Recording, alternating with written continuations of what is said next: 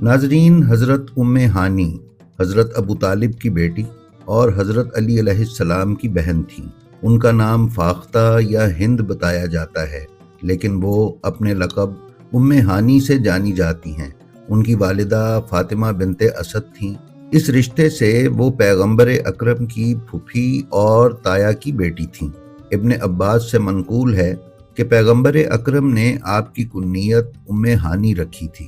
بعض مورخین کے مطابق ہانی نے فتح مکہ کے بعد اسلام قبول کیا، لیکن قاضی نعمان مغربی نے شرح الاخبار میں پیغمبر اکرم سے ایک حدیث نقل کی ہے، جس کی روح سے آپ ہمیشہ خدائے واحد کی عبادت کیا کرتی تھیں۔ حضرت خدیجہ الکبریٰ سلام اللہ علیہا کی وفات کے بعد حضرت ہانی کے ذمے کچھ عرصے کے لیے حضرت فاطمہ الزہرا سلام اللہ علیہا کی نگہداشت بھی کی گئی۔